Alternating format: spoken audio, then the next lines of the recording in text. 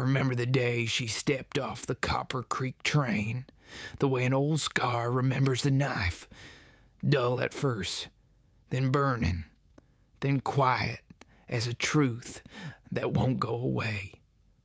The evening had settled low and blue over the depot, that kind of dusk the prairie wears when it's tired of holding back the night. Steam hissed out around the iron wheels and drifted along the platform like restless spirits. The telegraph clicked in the station office, tapping out other people's business. I stood there with my hat brim pulled down against the chill and my hands folded the way a man folds them at a graveside, not because it does any good, but because he doesn't know what else to do. I wasn't hunting for love that winter. Truth is, I was just keeping the ranch from falling apart one bent nail at a time and keeping myself from doing the same. Folks in town still lowered their voices when I passed. 2 winters back, I buried my wife on a hill that faces north wind and wild sky, and the ground up there is thin over rock. The preacher said words, I said nothing. There are silences that take root in a man and grow like mesquite if he lets them. Mine had grown tall. I don't know what led me to answer that letter out of Cheyenne. Maybe it was the ache of empty rooms at sundown, or maybe it was the way the stove rattled on cold mornings like it too wanted company. She'd written plain, said her name was Emma Lark, said she could keep accounts and boil coffee worth drinking, said she was ready for quiet country if quiet country could use her. I answered plain, said my name, said I wasn't young but wasn't finished, said a ranch needs hands and a man needs conversation now and again. We made no promises in ink, only arrangements and a date. That's how you do it when you've been bruised by bigger words. When the train slowed to a clatter and the porter swung the door, a handful of strangers disembarked with the careful steps of folks who don't know the lay of boards. Then she came, a small figure in a travel coat the color of watered whiskey, a valise gripped tight, a hat pinned down against the wind. She paused on the top step as if the world had altered while she rode, then stepped to the platform with a steadiness that wasn't pride so much as resolve. She looked left and right, taking in the barrels stacked by the freight car, the dog sleeping under the bench, the boy with freckles sweeping cinders with a broom too tall for him. Then her eyes found me. I had expected someone sharper at the edges, maybe louder, maybe painted up like a poster for a city play. I don't know why. What I saw was a face more tired than old, and eyes that had learned not to startle but hadn't forgotten how. She came up to me and stopped a yard short like a person does when they're not sure whether to offer a hand or keep it for themselves. I touched my hat and said her name so she'd know the voice. "You're not what I expected," I heard myself say, low and plain, 'cause I have never been good at lying when truth is that close to the surface. "Neither are you," she answered, and there was no sting in it, just a small surprise that sounded a little like relief. We stood in that soft awkwardness a spell. Wind tugged a loose strand of her hair and laid it against her cheek. I took her valise because it was a simple thing I could do, and because simple things are sometimes the only bridge a man knows how to build.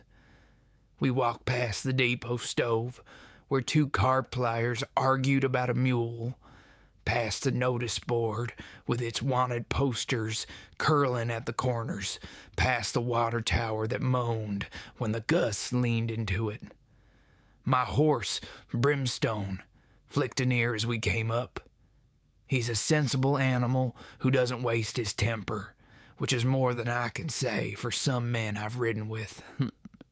"You ride?" I asked. "Enough to fall soft when I don't," she said, and I almost smiled.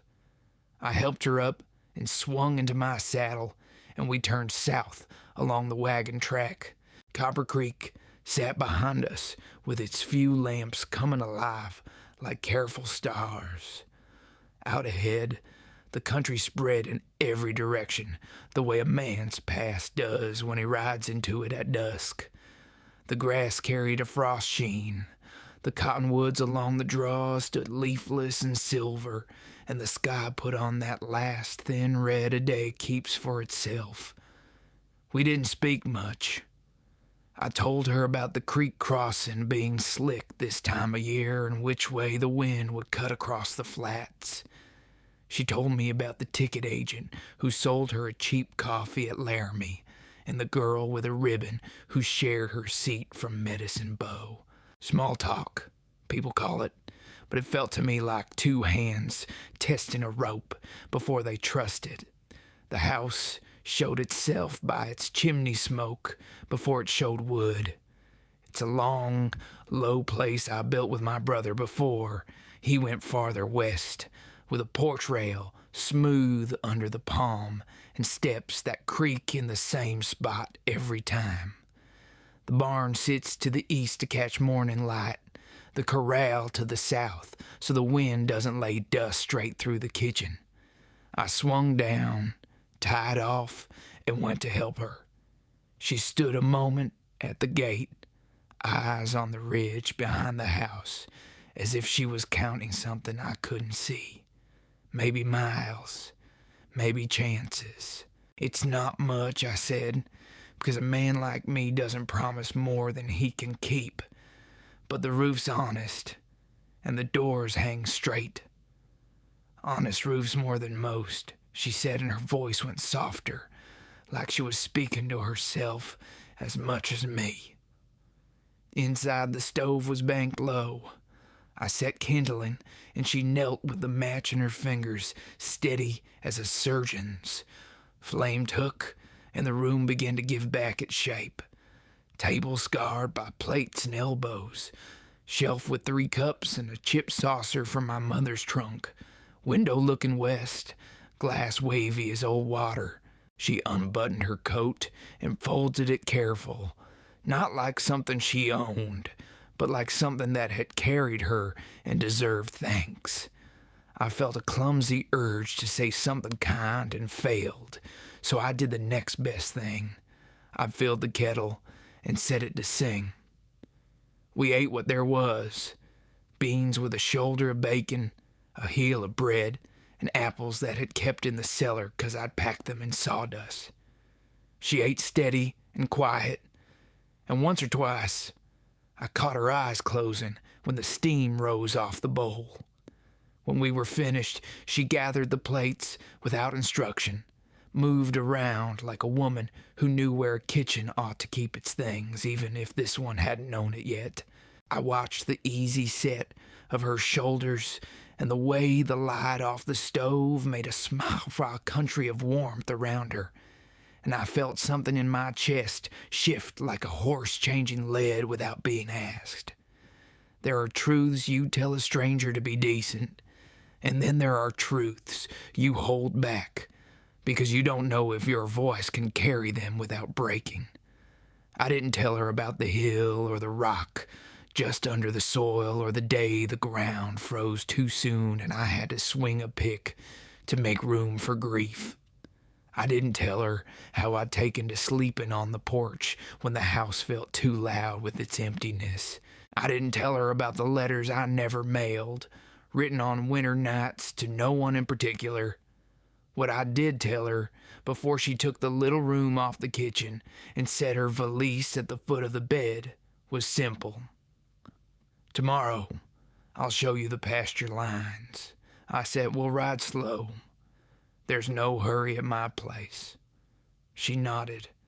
I'm tired of hurrying, she said later, when the lamps were turned down and the stove ticked in its iron sleep. I went out to the porch with a blanket around my shoulders and watched the stars put their order back into the sky. Coyotes yipped along the creek and then thought better of it. Somewhere a fence wire sang in the wind like a lonely fiddle.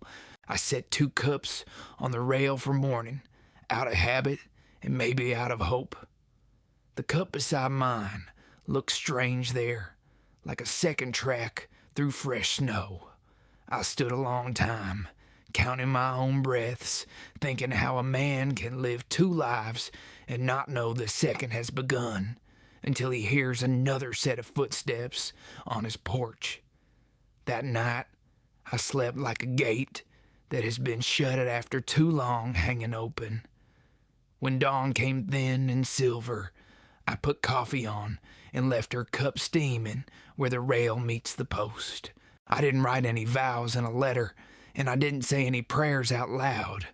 But as the frost smoked off the grass and the day found its color, I felt the first small, stubborn lift of something I hadn't let myself name. It wasn't joy. Not yet. It was simply the sense that winter might be a season and not a sentence. I heard her steps behind me and didn't turn right away. A man can be lonely so long that hope feels rude at first. When she spoke my name, soft and uncertain, I set my hand on the cup I'd warmed for her and slid it toward the place where she would stand. Morning comes quiet on my land, like a hand smoothing the rumples out of a blanket. The first light lays down pale and patient over the low hills, and the frost releases its grip on the grass, one blade at a time. I've always trusted that kind of light. Plain, competent, not in a rush to brag about itself. I poured her coffee and leaned on the rail. The wood cooled through my shirt sleeve. When Emma stepped onto the porch, she wrapped my old shawl around her shoulders without making a ceremony of it, and stood beside me as if the spot had been waiting on her all along. "Smells like something worth waking up for," she said, nodding at the cup. "It won't win any prizes," I told her, "but it'll keep a person honest." We drank with our eyes on the pasture, where the creek wrinkled the meadow into a darker thread, and the cattle nosed the brittle grass, steaming like low fires in the cold. She asked the names of things in that careful way a person asks to be let in. Names of the mare in the east paddock, names of the windbreak trees, names of the ridges in the distance like shouldered men. I gave them to her. Juniper Rise, Hellbender Draw, Broken Wheel Gulch, places that sound like trouble, but mostly just mean someone had a day out there they didn't want to forget. We saddled after breakfast. She moved as if she'd been taught by people who didn't have time for dazzle, which is to say she was neat and quiet and checked her cinch twice. I handed her a pair of gloves, a shade too big, and she worked her fingers into them like a child learning a new hymn. Brimstone stamped once, the way he does when he's ready to stop waiting. We rode at a pace the day could keep, hooves thudding hollow on frozen ground where the sun hadn't reached, softer where it had. A hawk sawed circles in the high blue. The world wore that winter sound I've come to count on, the kind where distance stretches every noise thin and clear. You could hear the creek talking to itself under skin-thick ice, hear the creak of saddle leather as conversation enough, hear your own thoughts if you dare to let them speak. I showed her the fence line where the posts lean south like men who've worked long and slept short. We swung off and walked a spell, checking staples and wire, shouldering a post into truer ground. She set her shoulder to the shovel with a blunt determination I recognized from a life that hadn't spared her. Some women fold their lives into small packages to keep them safe. Emma seemed to spread hers out one task at a time and let the air do what healing it could. "Wind always come through here like that way time?" she asked, hair slipping the pen and catching sun like a flame, laid on its side. From the west when it's mean, and from the north when it's honest, I said. Either way, it's not shy. She smiled and straightened the gloves at her wrist, then looked back toward the house.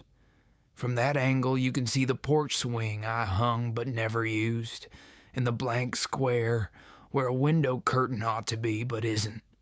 She didn't say a thing about it, just took note, the way a nurse might take quiet stock of a wound before she decides which stitch will serve. When we reached the cottonwoods by the creek, the horses lowered their heads to drink at the shallow edge where the ice had loosened its grip. She crouched and broke a wafer of ice in her palm, watching how the water slicked the pale underside like a secret coming clear. I've seen men perform miracles with a rope and a rifle who never once knew how to be gentle with cold water in a bright morning. She did it without trying. You named that rise juniper, but I don't see any, she said, straightening. There were 3, I told her. A lightning strike took 2. A hard drought took the last one. I keep the name to remember that nothing is guaranteed, and some things deserve to be called by what they meant to be. She let that sit between us a while, then nodded, as if to say she understood. We rode on. By midday, the air had softened, and the smell of thawed earth pulled up the faint spice of sage.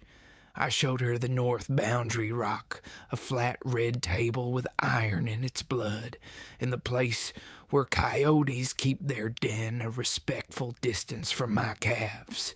We counted head, noted a sore hock on a heifer, checked the salt block. It wasn't much to look at if you got a taste for show, but it was work that makes a life square with itself. Emma kept pace without complaint, drinking from the canteen like a person who knows thirst and respects it.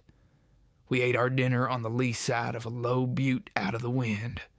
Bread, jerky, a wedge of cheese, an apple halved, clean by my pocket knife.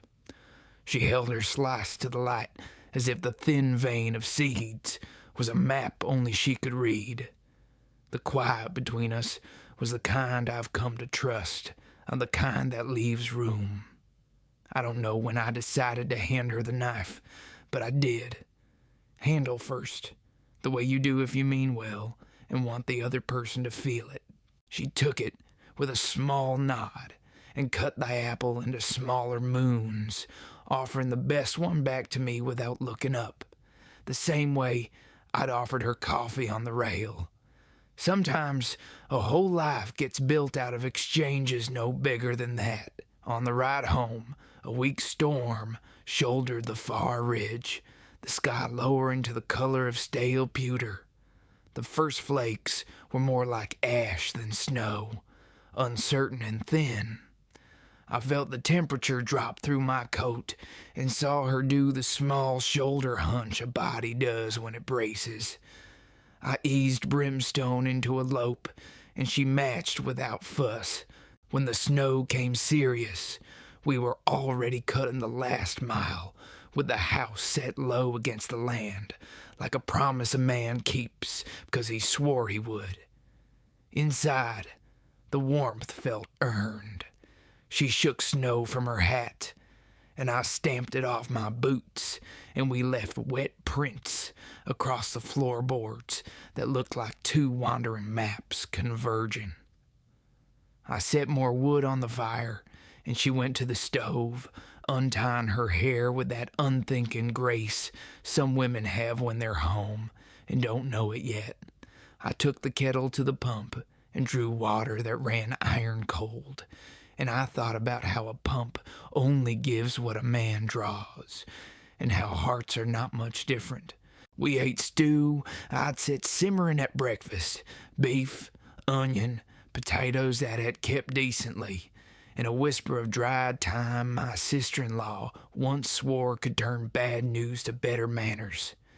We put the bowls down clean. After she found a rag and wiped the table with slow circles, and I saw the way her palm hesitated over a notch in the wood where a plate had fallen years back. She didn't ask about it, and I didn't tell her. And in that exchange, we honored the ghosts without inviting them to sit. It was later, when the storm had settled its steady sift and the windows wore lace no woman hung, that she spoke a piece of her history without warning. She didn't do it like a confession, more like a road sign passed on a long ride. I got used to moving on before the dust settled, she said, eyes on the stove door, voice smooth the way a field gets after wind has its say. Got used to folks deciding I was trouble before I'd done them any. Turns out a person can be decent and still make a room colder just by standing there. I let the words come to me and sit. Then I said what I knew to be true, because it had saved me once, late, when I thought nothing could. A room doesn't remember who chilled it, I told her. It only remembers who stayed and warmed it up. Her breath went out in a way that sounded like a tired horse easing into the traces. She looked at me then, not quick, not shy, just steady. And there was no plea in that look, only the kind of taking stock a rancher does with a sky he means to live under. I'm not a man who digs for answers in another person's sorrow, so I didn't ask names or dates. Sometimes what's broken doesn't want a witness. Sometimes it wants a partner with a steady hand on the plow. And before we banked the fire, I took my old cedar chair from the corner and set it by the west window. Needs a place, I said, though what I meant was, you need a place, and this house needs the sound of somebody reading or mending or just being patient in a chair made for such things. She touched the top rail like a woman greeting a docile horse and nodded. The chair did not creak when she sat. It took her weight like it had been waiting to learn it. When I stepped out to see how the storm was running, the wind had gone from argument to lullaby. Snow fell in that stubborn, forgiving way it has, covering mistakes and old tracks without much judgment. The fence line blurred. The pasture breathed under a white quilt. I thought about what I told her earlier, that there's no hurry at my place, and realized I've been talking to myself as much as to her. A man who has hurried through grief wears it wrong. It chafes. It sours him on the long miles. Better to let the miles make their case and answer them one by one. I went back in and turned the lamp down to a gold hum. Emma had pulled my mother's old blanket over her knees, and her head had tipped sideways in the chair, hair loose from the pin. The house looked right with her in it, not fancy, not fixed, just truer to itself than it had been for a long time. I set her cup on the sill for morning, and without thinking, set mine beside it. 2 cups again. A second track in fresh snow. I promised the weather couldn't read, but I could. I lay down that night, not with the resignation of a soldier between campaigns, but with the cautious ease of a farmer who has planted one row that might, if season and mercy agree, grow into something worth tending. Outside, the storm kept its counsel. Inside, the stove ticked, and I slept the way a gate sleeps when it has finally learned the weight of the latch. There's a certain kind of silence that only comes after a snow, not the dead quiet of grief, but the stillness of a world catching its breath. The morning after that storm, I opened the door, and it was there, pure, clean, and too fragile for words. The snow lay even across the yard, smooth as linen. Every fence post wore its own white hat, and the air held that faint metal taste that comes just before the sun decides whether to rise bold or keep hiding behind a cloud. Emma came out not long after. She had borrowed my wool coat, the one I'd worn through 2 winters and 1 hard spring. On her, it looked like a promise too big for her shoulders, but she wore it without apology.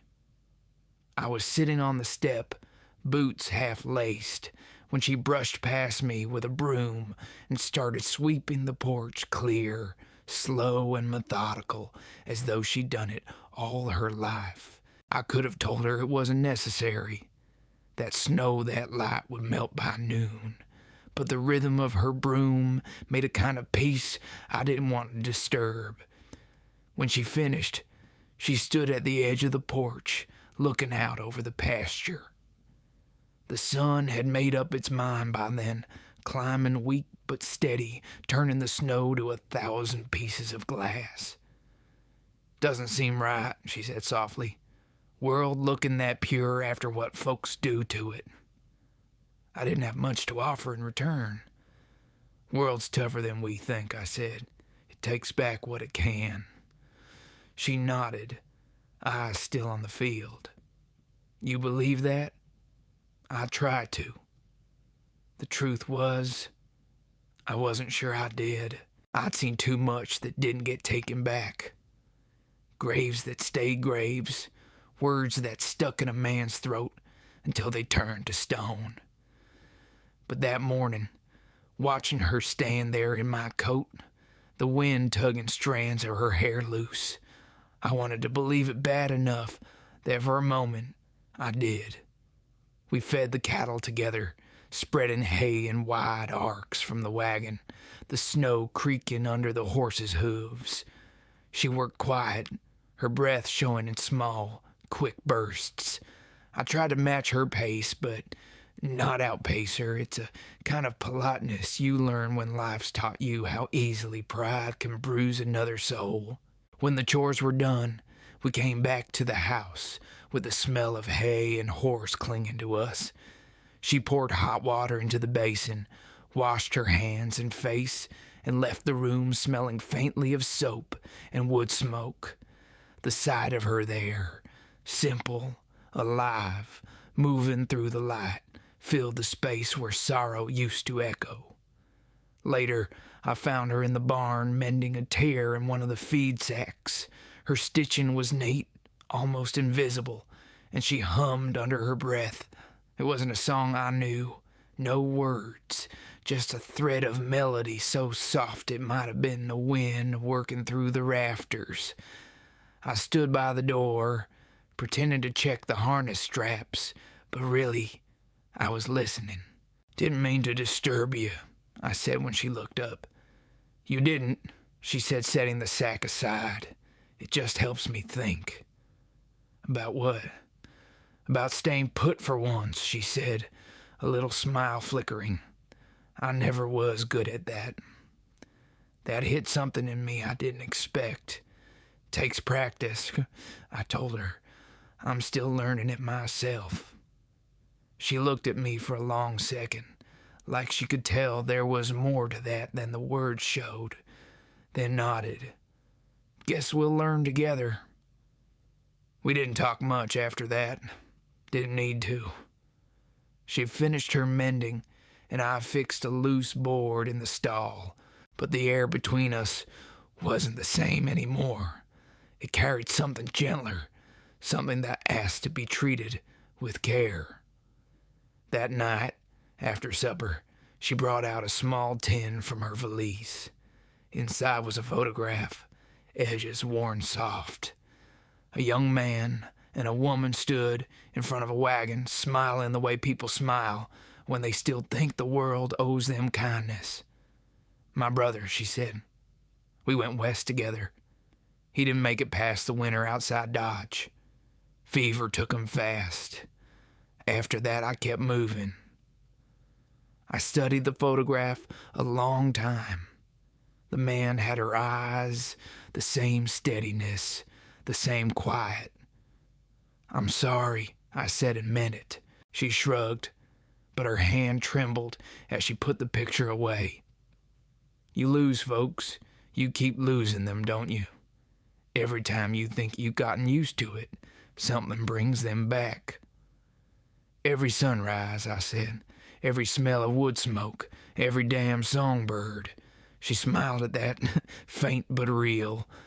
Guess that's the price for remembering. We sat by the fire after that, saying little. Outside, the night settled deep and slow, the kind that makes a man measure what he's got left. I thought about my own losses, the names I'd carved into crosses, the letters I'd never mailed. Grief is a funny thing. It doesn't leave. It just changes seats, waiting for you to notice it again. But sitting there beside her, the fire painting her face in golden shadow, I felt something I hadn't felt in years. It wasn't happiness, not yet. More like a quiet easing, the way a knot starts to loosen even if the rope's still tight. Before she went to her room, she paused by the doorway. "You don't talk much," she said, not unkindly. "Never found it helped," I told her. "Maybe not," she said, "but sometimes it keeps you company." I wanted to tell her that I'd forgotten what company felt like, that the silence had been my only friend for too long. But I just nodded. After she left, I sat there until the fire burned low, watching the last flames flicker out. When I finally stood to bank the coals, I caught myself glancing toward her door. Just a habit, maybe, but it felt like checking the horizon before turning in. That night, I dreamed of the hill again, the one where I'd buried my wife. Only this time the wind didn't blow cold. It carried the smell of juniper, sharp and clean, and when I woke, I realized the ache in my chest had shifted. No lighter, just easier to bear. Morning would come soon, same as it always did, and for the first time in a long while, I wasn't dreading it. The next few weeks passed in a rhythm I hadn't known since before the graves and the long nights. Winter lost its bite little by little, and the snow began to pull back from the fence posts, leaving dark rings of mud around their feet. The sound of running water came back into the world. First a trickle from the creek, then a murmur, then the confident voice of spring. Life creeps in quiet like that. You don't notice it until you do. Emma fit herself into the days without fuss. She cooked the way a woman works when she's trying not to remember hunger. Steady, grateful, sparing nothing that could add comfort. She mended the curtains, cleaned the stove, lined the pantry shelves with paper she'd cut from old catalog pages. I told her it wasn't necessary, but she smiled and said, "Nothing that makes a place kinder is ever unnecessary." In the evenings, she'd sit on the porch while I worked on the tack or fixed a hinge, her hands folded in her lap, her gaze following the slow burn of the sky. Sometimes she'd hum again, that same tune I'd first heard in the barn. I never asked where it came from. Some songs just grow in a person from the parts of life that didn't go to plan. I found myself talking more than I meant to, about the ranch, the winters, the years when I still thought tomorrow could be bargained with. She listened the way good land listens to rain. No interruption, just patience. When I finished, she never said, "I understand." She didn't have to. One evening, I was fixing the gate latch when she came up behind me holding a mug of coffee. The air smelled of damp earth and thawed grass. She handed me the cup and leaned against the post. "You ever think about leaving here?" she asked. I took a sip and thought it over. "No, but I've thought about not staying." She gave a small laugh. "That sounds like the same thing." "Not quite, Ma," I said. "Leaving's a decision, Not staying. That's just drifting. She nodded slowly. I've done my share of drifting. We stood there a while, watching the first stars poke through. Then she said, "Feels different here, like the ground means what it says." "It does," I said. "Out here you can't fake much. Wind'll strip the truth out of you sooner or later." She smiled at that, but her eyes looked far away. Maybe that's what I needed. The days lengthened, and we rode fence lines and moved the cattle to higher ground. She was learning the work. Hands blistered at first, then toughened, her seat steady in the saddle. I'd glance over sometimes and see the set of her jaw, the quiet pride when she did something right without help.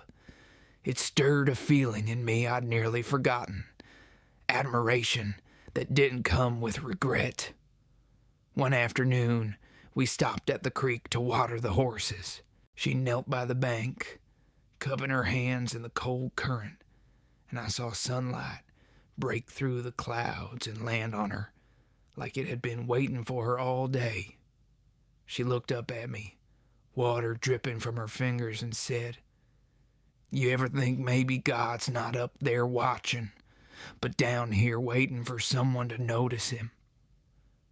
I didn't answer right away. I've never been a man to talk religion, but the way she said it wasn't about churches or sermons. It was about hope, about finding grace in something as small as cold water and morning light. "Maybe so," I said finally. "Maybe he's been patient with folks like me." She tilted her head. "Folks like you?" "The kind that forgot how to ask for anything." She smiled a little, that quiet smile that never showed teeth. "Maybe asking isn't the point. Maybe just letting yourself be seen is." That line stayed with me long after we'd ridden home. Letting yourself be seen. It sounded easy, but it wasn't. Not for a man who learned to hide behind work and weather. A week later, a late snow came through. Not heavy, just enough to remind us winter hadn't finished its say. We stayed inside and I brought in extra wood. She baked bread, and the smell filled the house like a hymn. After supper, we sat by the fire, the lamplight making the walls seem closer and softer. "I used to hate quiet," she said after a while. "Back east, quiet meant something bad was coming, but here it feels different." "How so?" "Like it's holding room for something good if you're patient enough." I looked at the fire, then at her. "You got patience, Emma." She shook her head. "No, I've got practice pretending I do." The clock ticked between us, a slow and steady heartbeat. I reached for the poker, stirred the coals, and said, "You do more good pretending than most of Oaks do meaning it." She laughed softly. "That's the nicest thing anyone said to me in a long time." "Guess that says more about the folks than it does about you." When she looked at me again, the light caught in her eyes, and for the first time since I'd met her, I saw something besides weariness there. It wasn't joy exactly, but it was close. A glimmer of rest, of a heart setting down what it had carried too long. I wanted to tell her what it meant to me. This quiet house that didn't echo anymore. This coffee that tasted better with someone else at the table. This small, slow hope. But I didn't. Some feelings are like young seedlings, best left alone till they root. That night, before turning in, I checked the barn. The horses were calm, the wind low. The stars were back out, silver and sure. I leaned on the door frame and listened to the night breathe. Behind me, through the window, I saw her shadow pass by with the lamp in her hand, steady and unhurried. It struck me then how healing doesn't come with a shout or a miracle. It comes the way dawn does, quiet, certain, slow to show, but impossible to stop. And for the first time in longer than I could remember, I found myself whispering something I hadn't said since my wife was alive. Thank you, Lord, for letting me still be here to see it. By the time spring set in for good, the land had traded its white coat for green. The creek ran fat with meltwater, and the willows along its edge showed new leaf, small trembling things the color of hope. You could smell the world thawing, that wet mix of mud and wild grass that says, you get another chance. Emma moved through those mornings like she belonged to them. I'd catch sight of her hanging laundry between the posts, hair loose, sunlight finding its way through the strands. Or she'd be kneeling in the small garden plot behind the barn, turning the soil, her hands black with it, her humming low. The place began to feel different because she was in it, warmer somehow, like the house itself had decided to breathe again. I still rode out most days. The range needed watching, and I was a man built for long silence. But now, when I turned toward home, there was something that pulled at me stronger than duty, a light in the window, the thought of her waiting with the kettle already singing. One afternoon, I found her sitting on the porch with her sewing basket, a letter open on her lap. Her face had that faraway stillness people get when they've just remembered a life they'd been trying to forget. I stopped at the step, unsure if my voice would be welcome. Bad news? I asked. She folded the letter along its old creases, slow and careful. Just old news. I waited, and she went on. A friend from St. Louis. She married well, 2 children now. She wrote to tell me they're happy. I nodded. That's something. Yes, she said it is. And it isn't. She set the letter aside and looked at the mountains, their tops still capped with snow. It's strange, she said softly. You can run as far as you like, but the life you left keeps walking beside you, quiet as a shadow. I knew that truth too well to argue it. Shadows fade at sundown, I said. She smiled a little. But they come back in the morning. We let it rest there. The sun dipped lower, throwing a red band across the horizon. The quiet between us wasn't heavy. It was honest. That night, I couldn't sleep. The wind had turned warm, carrying the smell of rain. I stepped outside and walked down toward the creek. The moon was a thin cut of silver. I listened to the frogs and the rustle of the cottonwoods and tried to name the thing that had taken root inside me. It wasn't desire alone, though there was that too, but something steadier, something that scared me more than loneliness ever had. The thought of needing someone again. When I came back to the porch, she was there, sitting in the dark, a blanket around her shoulders. Couldn't sleep either, I asked. She shook her head. Storm's coming. I always feel it before it shows. She gestured toward the empty chair beside her. I sat. The air was soft, the kind that makes you remember years gone by. I used to dream of a place like this, she said. Then I'd wake and tell myself it wasn't real. No one waiting for me, no one needing me, just the road and the next job. What made you stop running? I asked. She looked at me then, eyes steady in the faint light. A letter from a man who sounded lonely but honest. I turned that over in my head a while. You could have gone anywhere. I did, She said none of it felt right till now. The thunder rolled low, far off.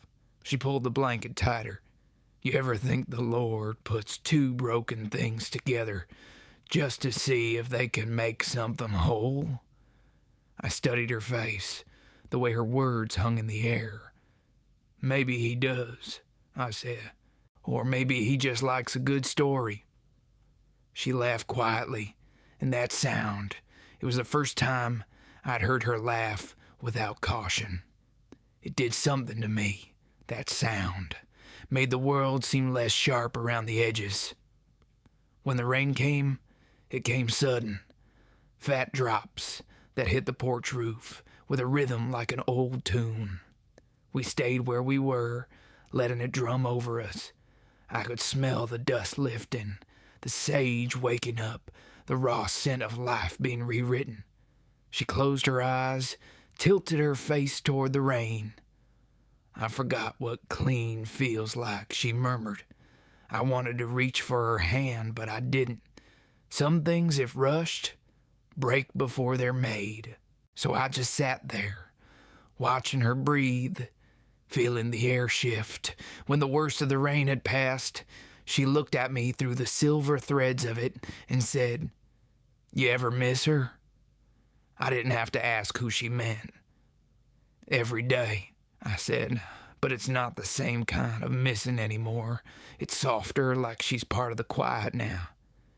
Emma nodded. "I understand that." We sat until the clouds thinned and the stars came back one by one. When she stood to go in, she touched my arm, light as falling ash. "You should tell me about her sometime," she said. "I will," I promised, "when the telling doesn't hurt so much." She nodded and went inside, leaving me alone with the smell of wet earth and the steady creak of the porch boards. I stayed there long after the lamp went out, thinking about the two of us, the woman who'd outrun her past, and the man still learning to live with his. And for the first time in a long while, I wasn't sure which of us had saved the other.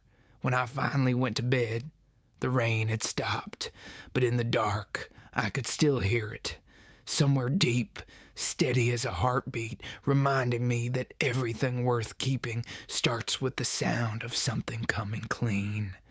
Spring deepened until even the rocks seemed to breathe easier. The river ran full, and the air held that faint sweetness that comes before wildflowers dare to bloom. Work never stopped, of course. Fences don't mend themselves, and calves don't come on schedule. But the weight of the days felt lighter. There's a rhythm to ranch life that can mend a man if he lets it. You wake, you work, you eat, you rest. Somewhere in between, your heart remembers how to keep time. Emma found her own rhythm, too. She rose early, sometimes before me, to start the fire.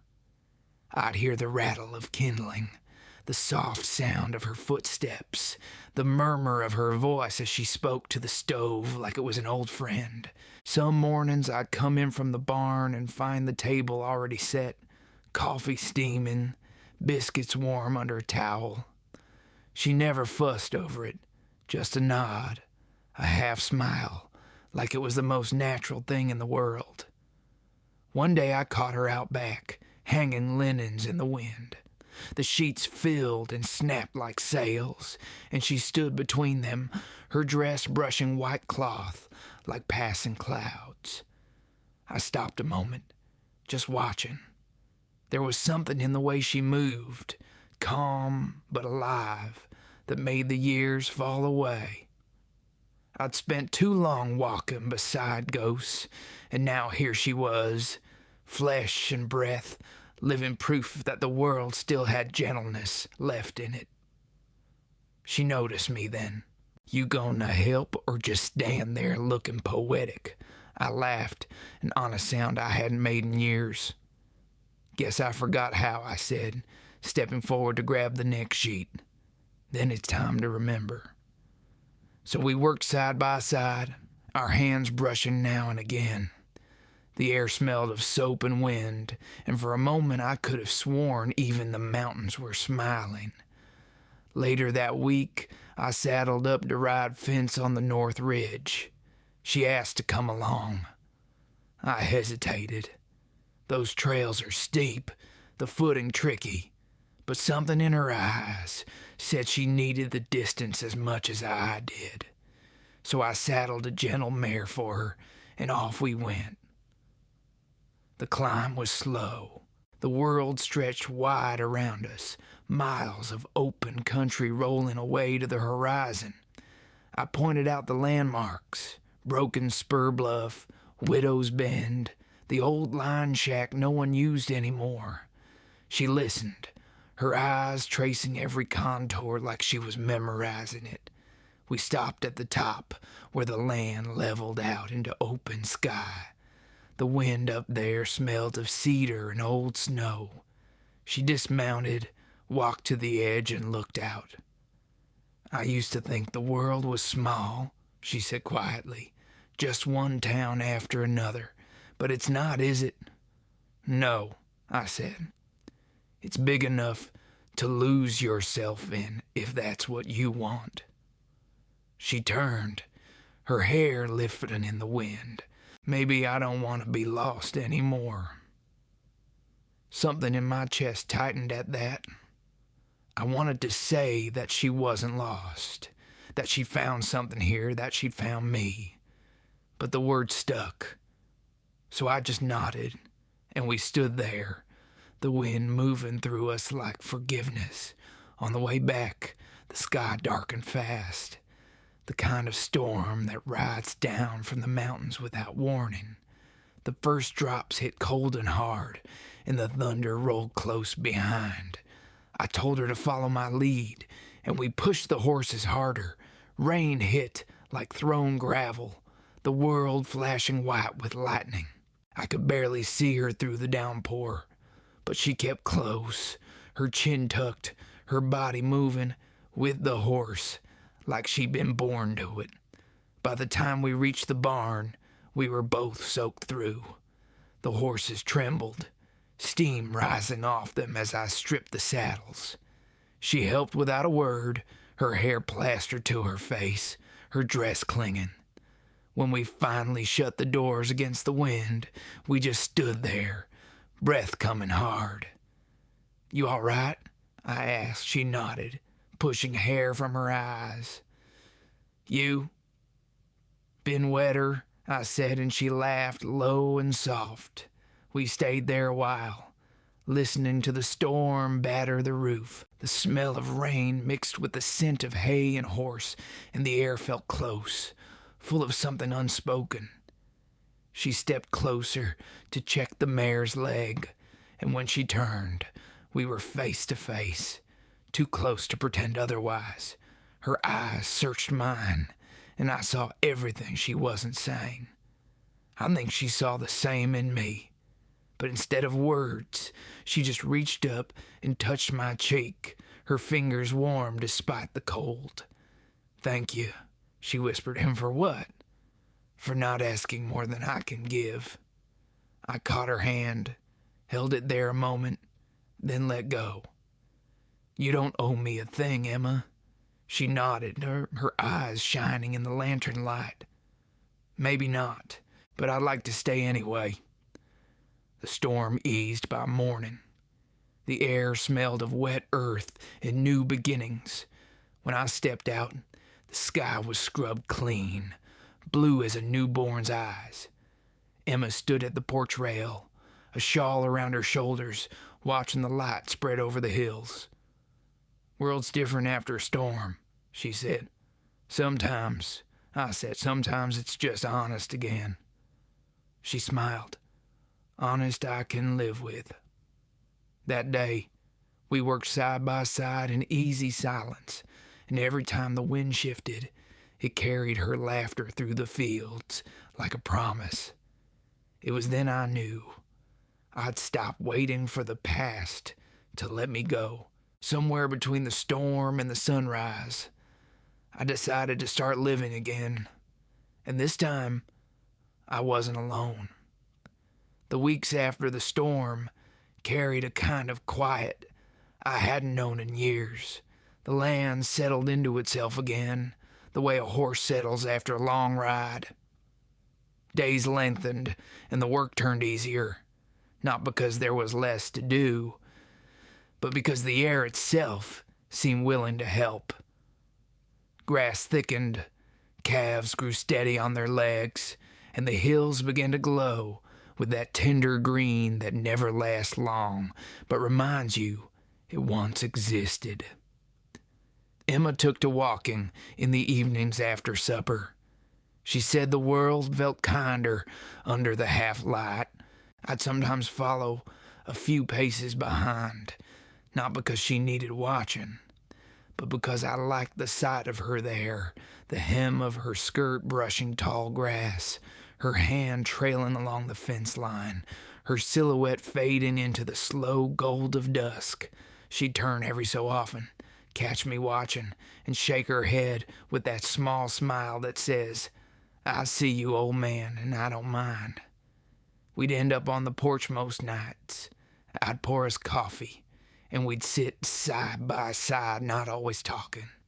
The sound of crickets, the faraway bark of a coyote, the sigh of the wind through the cottonwoods. It was enough. The kind of music you miss when you spend too long among people. One night, she told me about the last place she'd worked before coming west.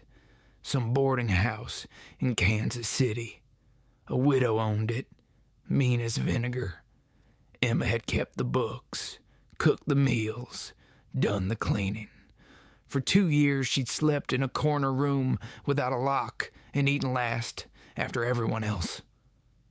"Why'd you stay?" I asked. She stared out into the dark. "'Cause sometimes surviving looks a lot like staying." That hit me harder than she meant it to.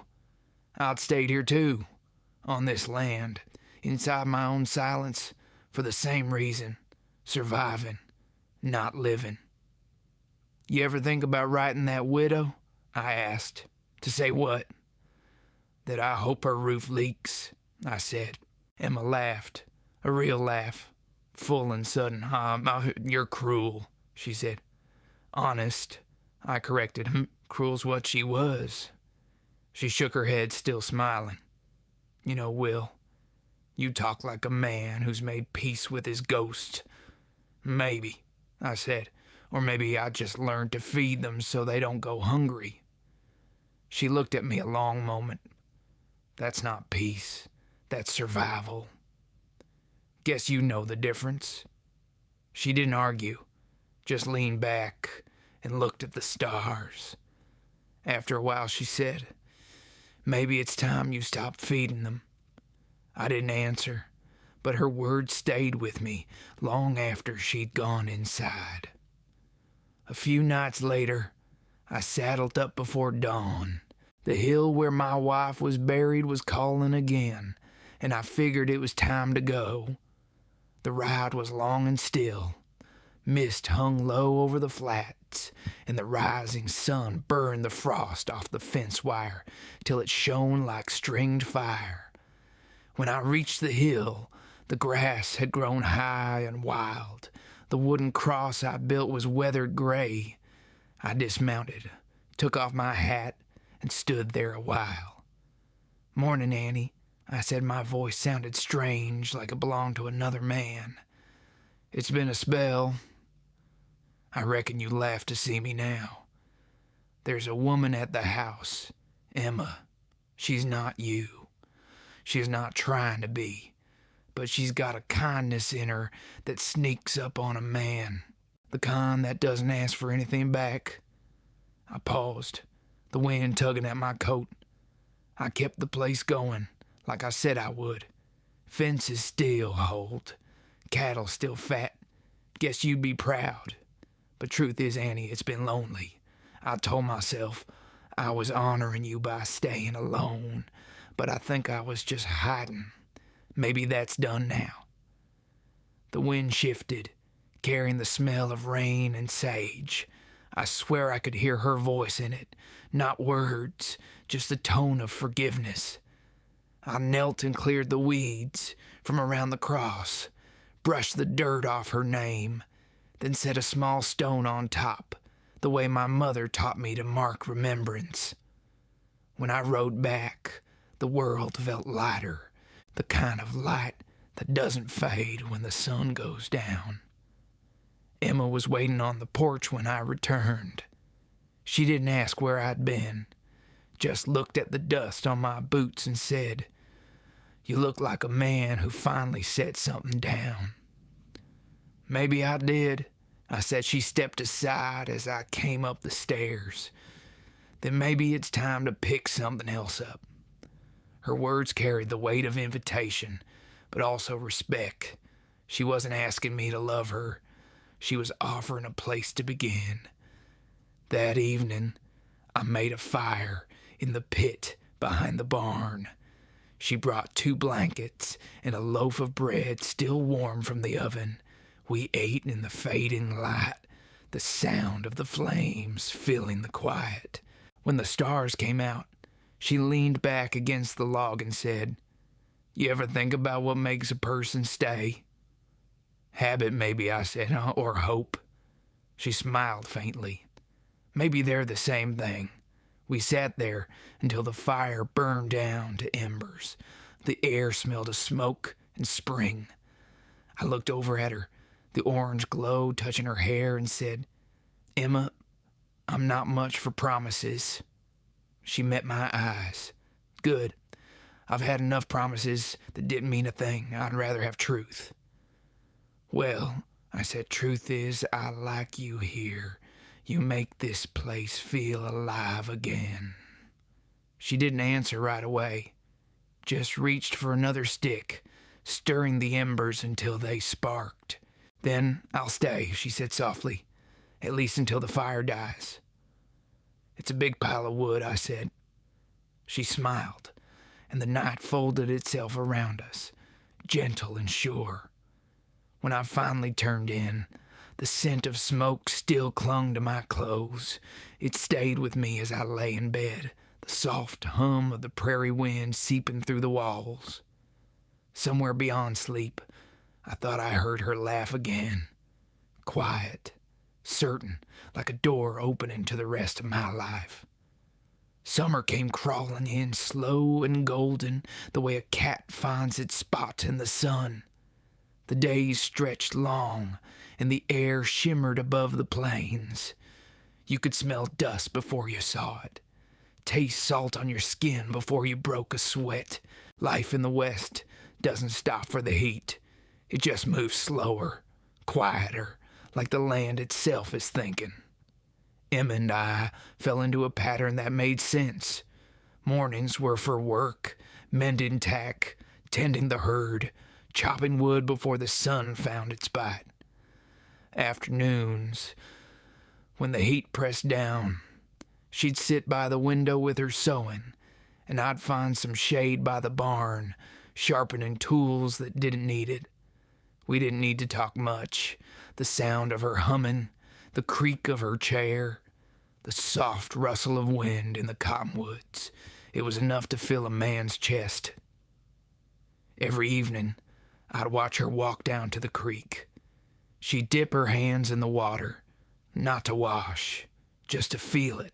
I started joining her after a while, sitting on a rock nearby, boots in the mud, watching the water slip past our reflections.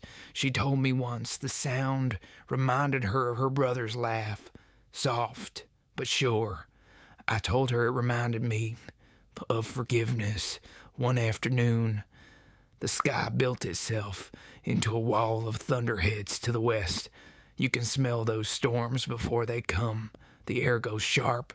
The wind starts talking nonsense. We've been working the herd near the lower pasture when I saw the first flash. "We need to move them in," I said, already untangling the lariat. Emma's eyes lifted toward the horizon. "That close?" "Close enough." We worked fast, driving the cattle toward the corral, the air thick and trembling. The wind picked up, carrying dust and the scent of lightning. She rode ahead, her hat tied tight, her hair streaming like wildfire. I'd never seen her look more alive. By the time we got the last steer through the gate, the sky had turned the color of iron. "Inside," I called, and we ran for the barn just as the heavens opened. Rain fell in sheets, hammering the roof. Thunder cracked so close it shook the ground. We stood by the doorway, breathless, watching the water pour down. Her dress clung to her, and the lantern light made her skin glow warm against the storm. "I used to be afraid of thunder," she said. "What changed?" "Nothing," she said, smiling faintly. "I just learned it can't hurt me if I don't let it." I don't know what took hold of me then. Maybe it was the storm, or maybe it was the way her voice cut through it so calm and steady. But I stepped closer, close enough to see the drops on her lashes, close enough to feel the warmth of her breath. She looked up at me, unflinching, and for a moment, the world went perfectly still. Then she reached out, fingers brushing the edge of my collar, tracing the scar on my jaw. "You've been struck before," she said. "Once or twice," I said, voice rough. She smiled. "Small, sure. You lived." I did. We stood there, the storm raging just outside, and something passed between us, something that didn't need a name. She stepped closer, and I felt her forehead rest against my chest. I let my hand find her hair, soft and damp. Neither of us spoke. We didn't need to. The thunder filled in the words we didn't know how to say. When the storm passed, we went outside to find the world washed clean. The air smelled of rain and sage, and a faint rainbow arched over the ridge. She looked up at it, eyes bright, and said, "You think heaven's just light finding its way through trouble?" "Seems right," I said, "and maybe we get to see it now and then, if we're lucky." That night, the sky stayed clear. The stars came out bold and near, and the air carried that wet coolness only a fresh storm can leave. We sat on the porch again, wrapped in the quiet hum of crickets. She handed me a cup of coffee, our fingers brushing. "You ever think," she said, "that healing isn't about fixing what's broken, but learning to live with the cracks?" I turned that over in my head. "Maybe," I said, "maybe the cracks let the light in." She smiled. "You sound like a preacher." "Don't hold it against me." "I won't," she said, "long as you don't start collecting offerings." We both laughed then, the kind of laugh that shakes loose the last bit of sorrow. The next morning, the world was still, washed to silver. I found her in the garden, kneeling between rows of sprouting beans. She looked up when I came near, dirt on her hands, hair falling loose. "Morning," she said, "morning." I knelt beside her, and for a while we worked in silence, side by side, the way people do when they've run out of reasons to be alone. When she stood, stretching her back, I caught her hand. She didn't pull away. "I'm not asking for promises," I said, "just time." Her fingers tightened around mine. "Then you'll have both."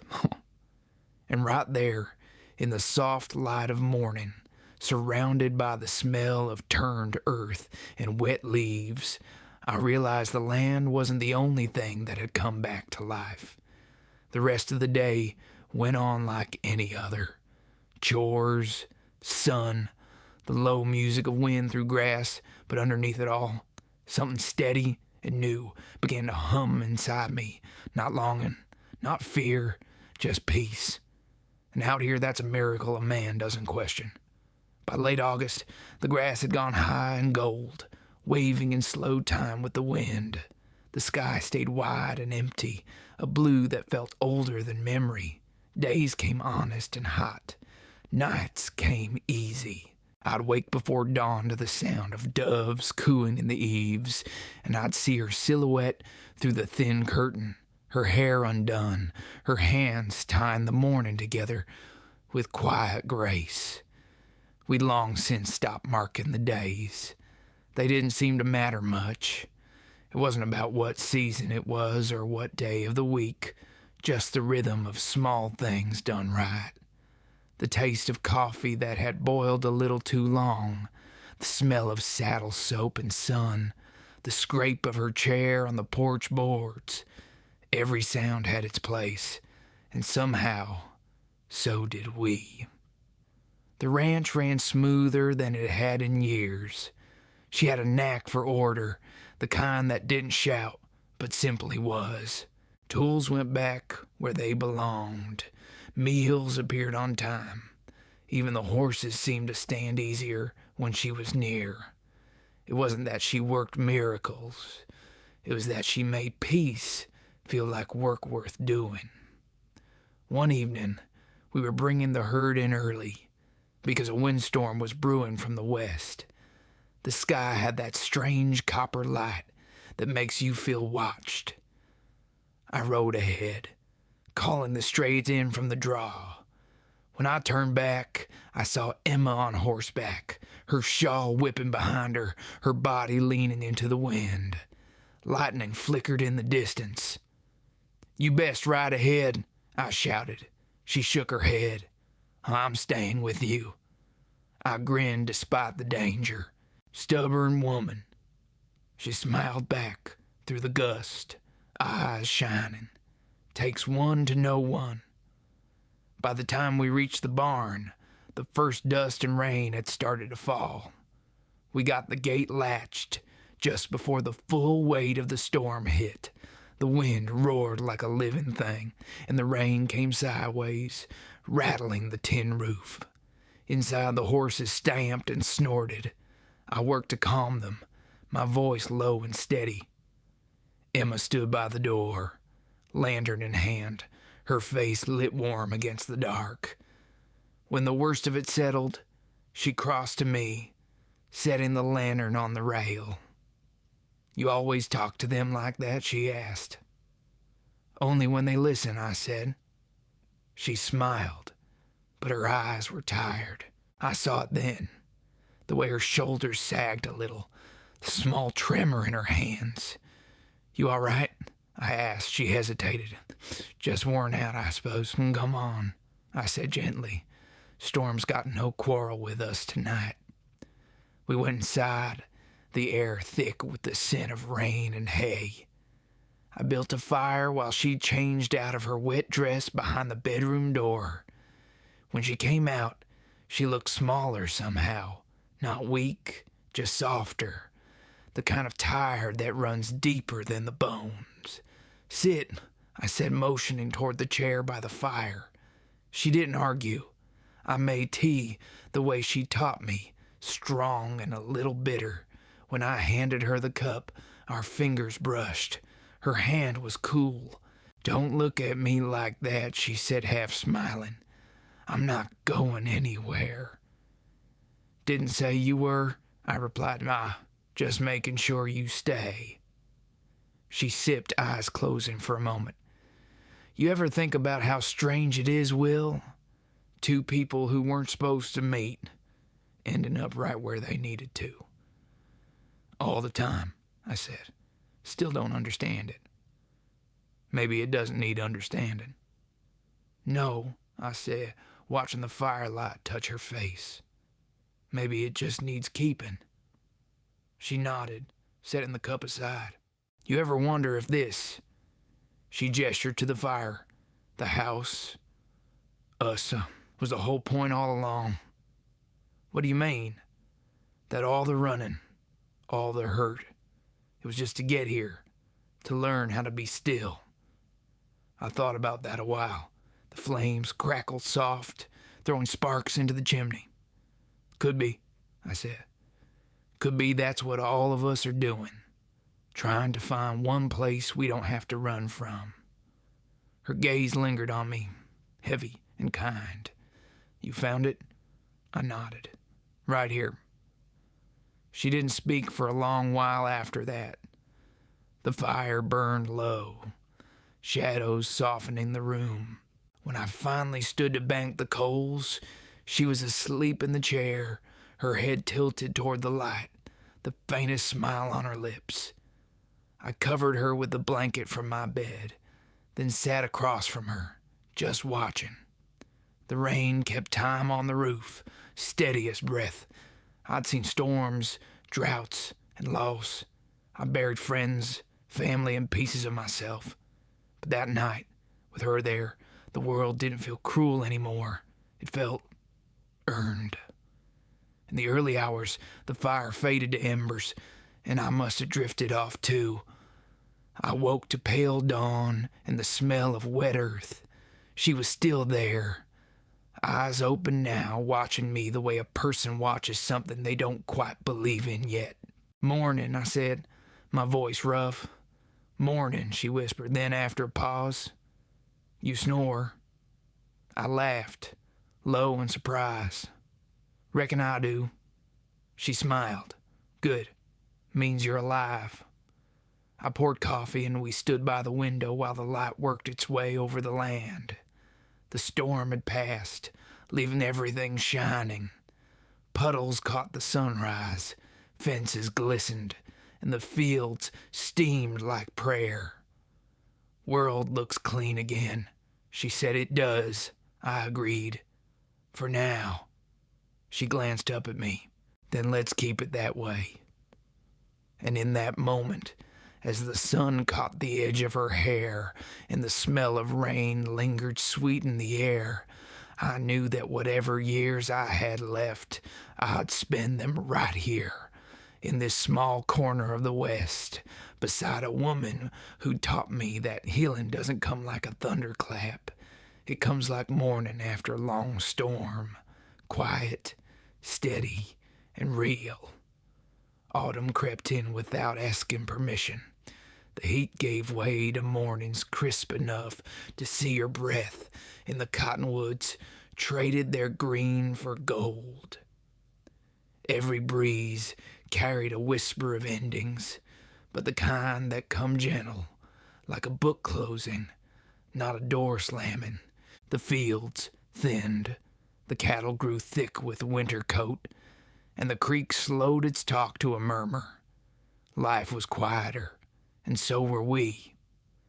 Emma took to baking more when the days shortened, the house filled with the smell of bread and spice, and sometimes she'd hum those soft, wandering tunes while she worked. I never asked for the words. Some songs don't need them. I spent the cooler hours mending the roof, splitting logs, fixing hinges that had waited too long.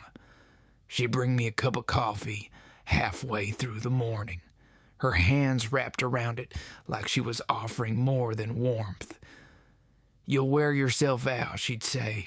A man's gotta rest sometimes. Rest is for when the snow comes, I'd tell her. She'd roll her eyes, that half smile never far from the corners of her mouth. Then you better hope for an early winter.